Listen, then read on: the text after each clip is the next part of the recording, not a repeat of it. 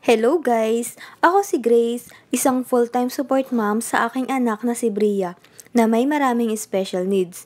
Si Bria ay may lifetime kondisyon na cerebral palsy, may epilepsy at GDD o Global Developmental Delay and more.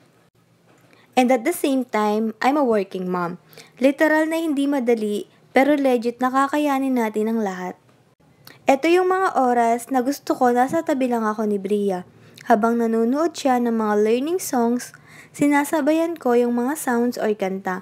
May ubo at sipon siya dito kaya naman tinaasan ko yung unan para di siya mahirapan. At eto din yung time para bumawi ako sa kanya. Minsan kasi feeling ko hindi sapat yung oras na nailalaan ko kay Bria. Dahil sa ang daming gawain, may mga times na bumabawi ako. Bilang nanay, hindi ako perfect, pero gagawin ko ang lahat ng best ko para kay Bria. And pinapaliwanag ko sa kanya pag may pagkukulang ako or kung may gusto akong gawin na hindi ko pa nagagawa. Hinahaplos at tinatapik ko si Bria. Ito yung isa sa mga nagpapakomfort sa kanya at naiibsan ang kanyang karamdaman.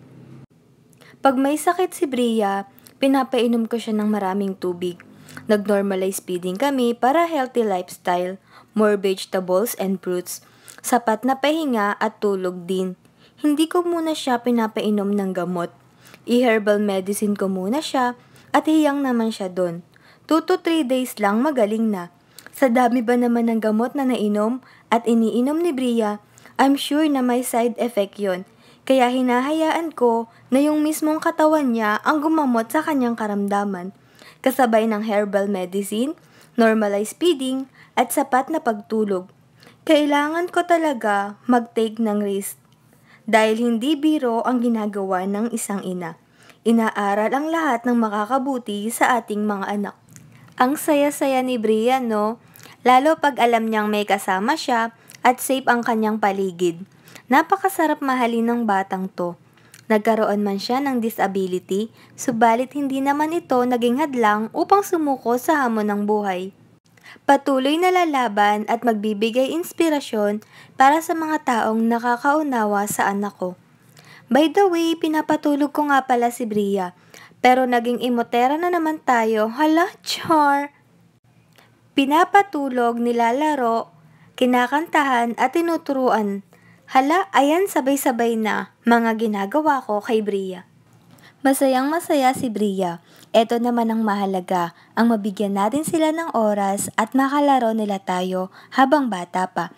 Dahil minsan lang sila bata, for sure magmamature at magmamatured ang kanilang brain. Hindi man sa ngayon, pero patiently waiting lang tayo. Pasa saan ba't magiging okay din ang lahat.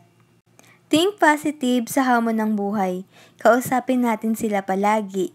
Treat her as a normal at piliin natin maging masaya kahit hindi naging madali ang lahat ng pinagdaanan natin sa buhay. Tinetherapy ko din si Bria dahil may deformities na sa ilang bahagi ng kanyang katawan. Sinisikap na maging okay pa din ang kanyang mga buto at umayos ang kanyang mga paggalaw. Hindi na nakatulog ang bata-batuta. Na-enjoy na ni Bria ang moment na to. Nagre-respond si Bria and I'm sure na alam din niya ang nangyayari sa kanyang paligid. Kaya happy lang kami pero minsan may hindi pagkakaunawaan, gala na lang para makapag-relax. Thank you guys! See you on our next vlog! Bye!